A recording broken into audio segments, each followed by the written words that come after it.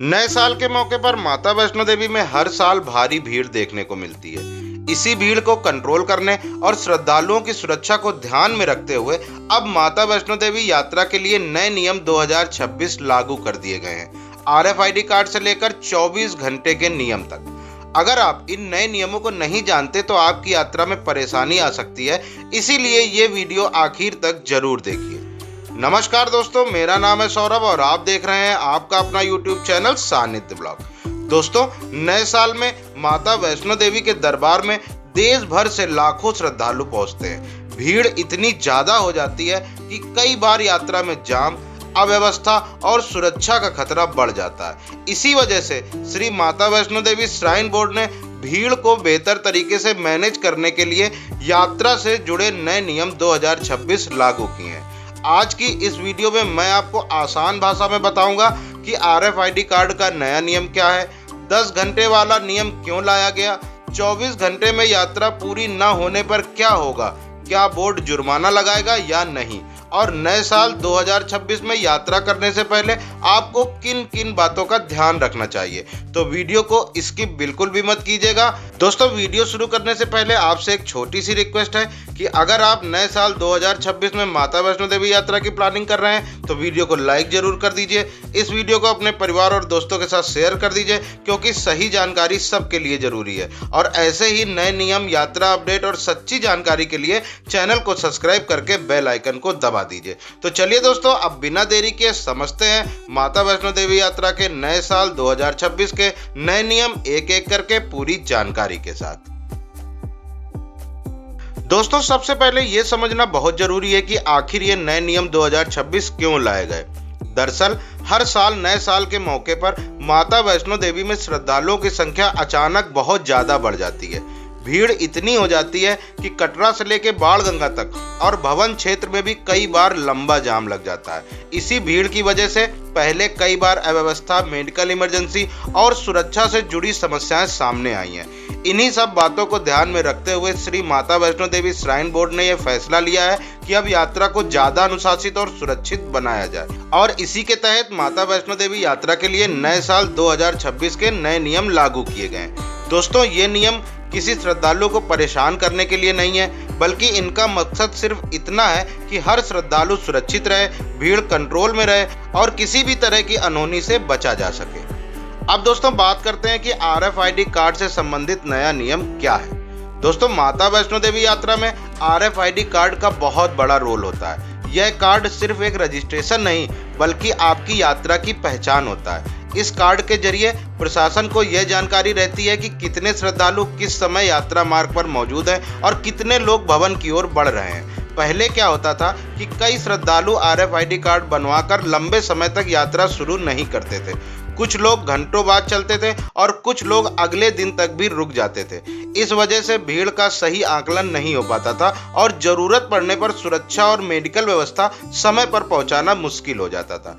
इसी समस्या को खत्म करने के लिए श्री माता वैष्णो देवी श्राइन बोर्ड ने आरएफआईडी कार्ड को लेकर नया नियम लागू किया है। अब नया नियम यह कहता है कि जैसे ही कोई श्रद्धालु आरएफआईडी कार्ड बनवाता है, उसे 10 घंटे के भीतर अपनी यात्रा शुरू करनी होगी।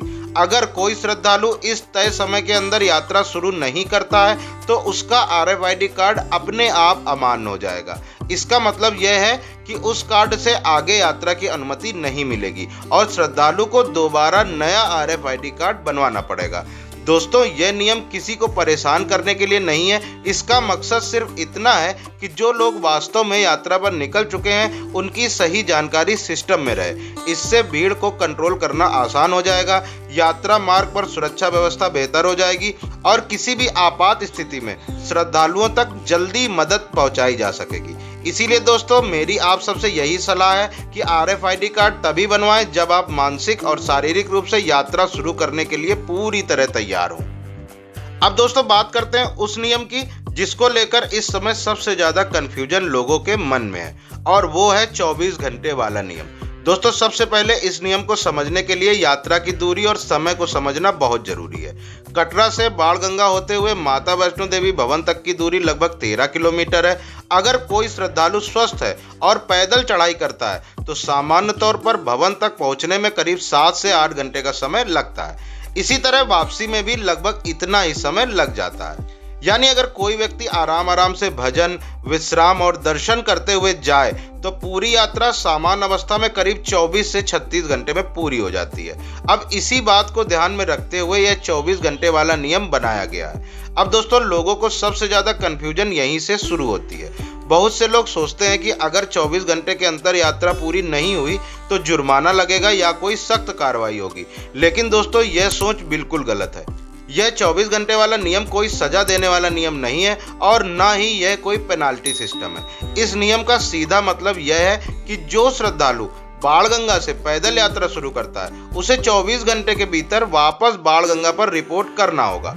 अगर कोई श्रद्धालु 24 घंटे के अंदर रिपोर्ट नहीं करता तो प्रशासन उसकी स्थिति को लेकर सतर्क हो जाता है। यह देखा जाता है कि श्रद्धालु सुरक्षित है या नहीं, कहीं रास्ते में कोई परेशानी तो नहीं आ गई या किसी तरह की मेडिकल सहायता की जरूरत तो नहीं है। दोस्तों, यह नियम इसलिए बनाया गया है ताकि अगर कोई श्रद्धालु तय समय से ज्यादा देर तक यात्रा मार्ग पर रहता है तो जरूरत पड़ने पर समय रहते मदद पहुंचाई जा सके। अभी की स्थिति में इस नियम के तहत किसी भी तरह का आर्थिक जुर्माना नहीं लिया जा रहा है, इसीलिए घबराने की जरूरत बिल्कुल नहीं है। बस इतना ध्यान रखें कि यात्रा को बेवजह लंबा ना खींचें, जरूरत से ज्यादा रास्ते में ना रुकें और समय का सही इस्तेमाल करें। इस नियम का असली मकसद भीड़ को कंट्रोल करना, श्रद्धालुओं को सुरक्षित रखना और यात्रा को और ज्यादा व्यवस्थित बनाना है। अब दोस्तों, 24 घंटे वाले नियम के बाद बात करते हैं रोपवे टिकट से जुड़े हुए नए नियमों की, जो नए साल 2026 में लागू किए गए हैं। दोस्तों, माता वैष्णो देवी भवन से भैरव घाटी तक चलने वाला रोपवे आज के समय में काफी ज्यादा इस्तेमाल किया जा रहा है। खासकर नए साल, नवरात्रि और छुट्टियों के समय रोपवे को लेकर लंबी लाइनें और भारी भीड़ देखने को मिलती है। पहले क्या होता था कि कई लोग रोपवे का टिकट ले लेते थे लेकिन तय समय पर यात्रा नहीं करते थे।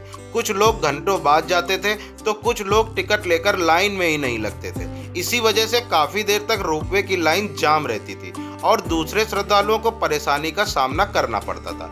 इसी समस्या को खत्म करने के लिए श्री माता वैष्णो देवी श्राइन बोर्ड ने रोपवे टिकट को लेकर एक नया और साफ नियम लागू किया है। अब नया नियम यह है कि जो भी श्रद्धालु भैरव घाटी रोपवे का टिकट लेता है उसे 2 घंटे के भीतर अपनी रोपवे यात्रा पूरी करनी होगी। अगर कोई श्रद्धालु इस तय समय के अंदर रोपवे यात्रा शुरू नहीं करता तो उसका टिकट अमान्य कर दिया जाएगा। इस नियम का मकसद किसी को रोकना या परेशान करना नहीं है, बल्कि यह सुनिश्चित करना है कि हर श्रद्धालुओं को न्यायपूर्ण तरीके से रोपवे का लाभ मिल सके। इससे लाइन में पारदर्शिता रहेगी, भीड़ कंट्रोल होगी और समय की बर्बादी भी नहीं होगी।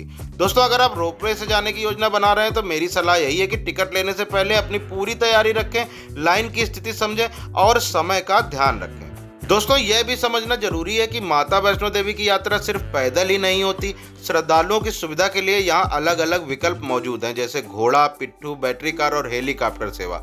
हर साधन के लिए अलग अलग व्यवस्था और अलग अलग नियम होते हैं, लेकिन चाहे आप किसी भी साधन से यात्रा करें, RFID कार्ड और समय से जुड़े नियम सब पर लागू होते हैं। दोस्तों, इतने सारे नए नियम जानने के बाद सबसे जरूरी बात यह है कि नए साल 2026 में माता वैष्णो देवी की यात्रा पर जाते समय हमें किन किन बातों का ध्यान रखना चाहिए। दोस्तों, नए साल के दौरान श्रद्धालुओं की संख्या सामान्य दिनों के मुकाबले काफी ज्यादा हो जाती है। इसीलिए सबसे पहली और जरूरी बात है कि यात्रा की पहले से सही प्लानिंग करें। कटरा पहुंचने से पहले ही अपनी यात्रा का समय, आराम का समय और दर्शन का प्लान दिमाग में साफ रखें। दूसरी सबसे जरूरी बात, RFID कार्ड बिना तैयारी के ना बनवाएं। जैसा कि हमने पहले बताया कि RFID कार्ड लेने के बाद आपको तय समय के अंदर यात्रा शुरू करनी होती है, इसीलिए पहले खाना पीना, आराम, सामान की जांच और बाकी सारे जरूरी काम निपटा लें, उसके बाद ही RFID कार्ड बनवाएं।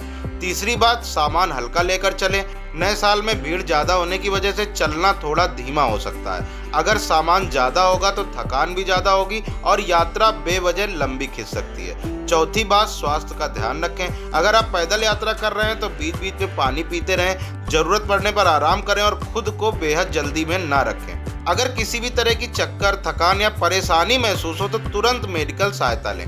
पांचवी बात, बुजुर्गों, बच्चों और महिलाओं का खास ध्यान रखें। नए साल में भीड़ में धक्का मुक्की से बचें और अपने साथ आए लोगों को हमेशा नज़र में रखें। छठी बात, अफवाहों पर बिल्कुल ध्यान न दें। भीड़ में अक्सर गलत जानकारी जल्दी फैलती है। किसी भी सूचना के लिए सिर्फ ऑफिशियल अनाउंसमेंट या प्रशासन की बात पर ही भरोसा करें। सातवीं और आखिरी बात, धैर्य बनाए रखें। माता वैष्णो देवी की यात्रा सिर्फ मंजिल नहीं बल्कि रास्ता है। नए साल में थोड़ी देर, थोड़ा इंतजार और थोड़ा धैर्य इस यात्रा का हिस्सा होता है। अगर आप शांत मन और सही जानकारी के साथ यात्रा करेंगे तो आपकी यात्रा यादगार और सुरक्षित रहेगी। दोस्तों, अब जरा एक अलग एंगल से सोचते हैं। अक्सर हम नए नियम सुनते ही सबसे पहले यही सोचते हैं कि अब परेशानी बढ़ जाएगी, लेकिन अगर थोड़ा ध्यान से देखें तो ये नए नियम श्रद्धालुओं के फायदे के लिए ही लाए गए हैं। पहला फायदा, भीड़ पहले से ज्यादा कंट्रोल में रहेगी। जब प्रशासन को यह पता होगा कि कितने श्रद्धालु किस समय ट्रैक पर हैं, तो जाम की स्थिति अपने आप कम हो जाएगी। दूसरा फायदा, सुरक्षा पहले से बेहतर होगी। अगर कोई श्रद्धालु तय समय से ज्यादा देर तक रास्ते में रहता है तो तुरंत पता चल जाएगा कि कहीं उसे मदद की जरूरत तो नहीं। तीसरा फायदा, दर्शन ज्यादा व्यवस्थित होंगे। भवन क्षेत्र में लोग बेवजह दिनों तक नहीं रुक पाएंगे, जिससे दूसरे श्रद्धालुओं को भी दर्शन का मौका मिलेगा। चौथा फायदा, सुविधाओं का सही इस्तेमाल होगा। चाहे रोपवे हो, बैटरी कार हो या बाकी सुविधाएं, सबका दुरुपयोग रुकेगा। दोस्तों, अगर हम नियमों को बोझ नहीं बल्कि व्यवस्था का हिस्सा समझें तो यात्रा अपने आप आसान और सुरक्षित बन जाती है। माता वैष्णो देवी की यात्रा सिर्फ नियमों, समय और दूरी का नाम नहीं है। यह यात्रा धैर्य की परीक्षा है, आस्था की पहचान है और आत्मविश्वास का रास्ता है। जब आप कटरा से चढ़ाई शुरू करते हैं तो हर कदम पर थकान भी मिलती है और सुकून भी। भीड़ के बीच जब कोई अनजान व्यक्ति पानी पूछ लेता है या रास्ता बता देता है तो यही इस यात्रा की असली सुंदरता है।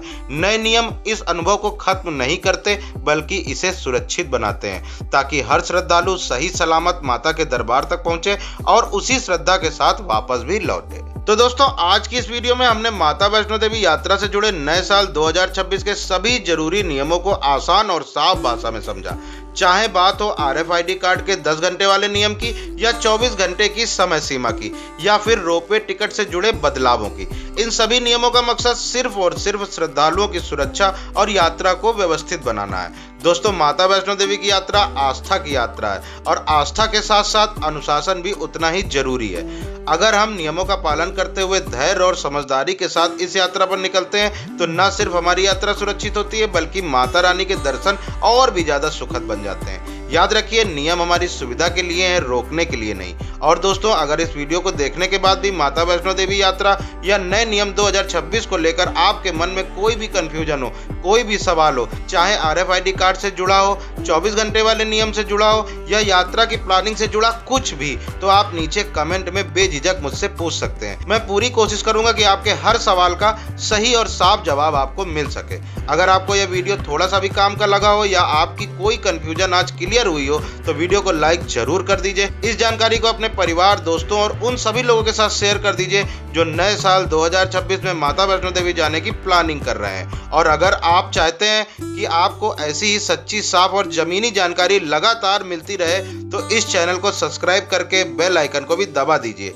मैं हूं सौरभ और आप देख रहे थे आपका अपना YouTube चैनल सानिध्य ब्लॉग। मिलते हैं अगले वीडियो में एक नई जानकारी के साथ। जय माता दी।